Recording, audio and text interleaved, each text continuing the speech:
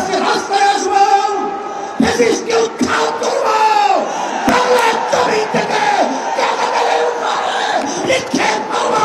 হয়েছে তার, বাংলাদেশ মুক্ত হয়েছে। আজকে বিএনপি যে গণভোটের ব্যাপারে প্রস্তাব রেখেছে, যেদিন জাতীয় নির্বাচন সেদিন একটি গণভোট। সম্মানিত আলোচকরা বলেছেন, আপনারা জাতীয় নির্বাচন করবেন কোন আইনের ভিত্তিতে? সেই আইনের ভিত্তি হল জুলাই সনদ যখন আইনে ভিত্তি পাবে তখন জাতীয় নির্বাচন আইনের ভিত্তিতেই হবে, অবৈধ নির্বাচন হবে।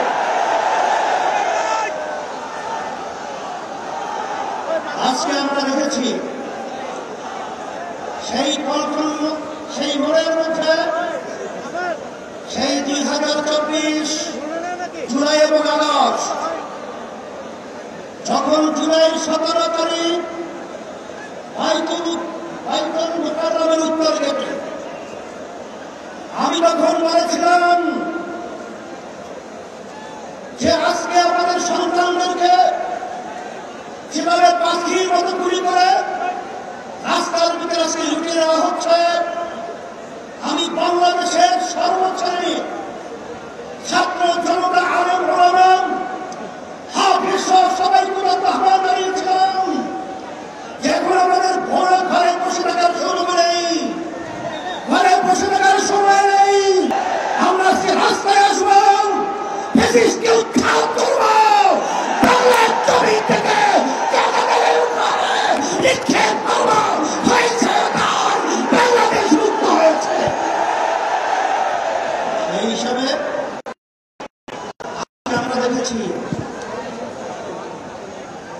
দুই শ্রেণীর মানুষ এখন দুই মেরুতে অবস্থান করছে।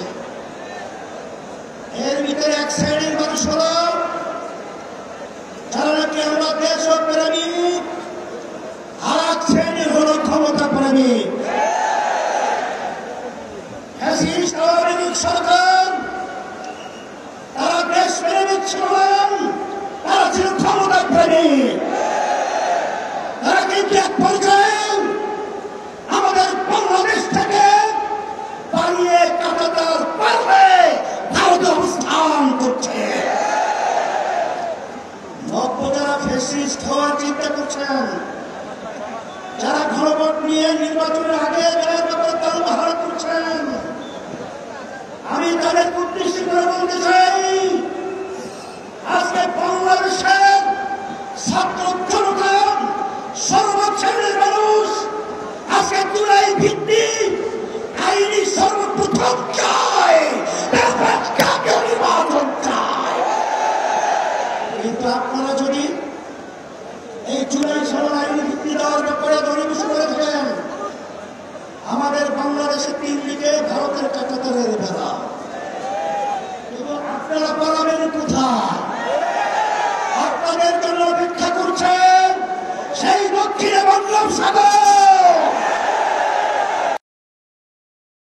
কোথাও জায়গা নেই। সেই হিসাবে সতর্কতা আহ্বান জানাবো, ভালো করে বুঝে নেন। অন্তর্বর্তীকালীন সরকারকে আমি অনুরোধ করছি, আমরা অনুরোধ করছি যে আপনারা যখন আমেরিকায় গেছিলেন তখন 3টা উল্লেখযোগ্য দলকে স্বাধীন হয়ে গেছিলেন, জামাত ইসলামী বাংলাদেশ, বিএনপি, এনসিপি। কথা ঠিক কিনা? আপনারা জাতীয় নির্বাচনের আগে গণভোট থেকে আপনারা কোন প্রক্রিয়া, কোন হিসাব লাগবে অন্তর শিখাতে হবে। আজকে এনসিপিও চায় যে গণভোট আগে হবে, তারপর জাতীয় নির্বাচন হবে।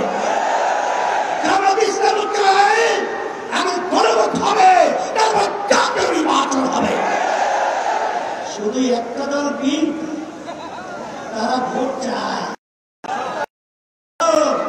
জাতীয় নির্বাচনের দিন।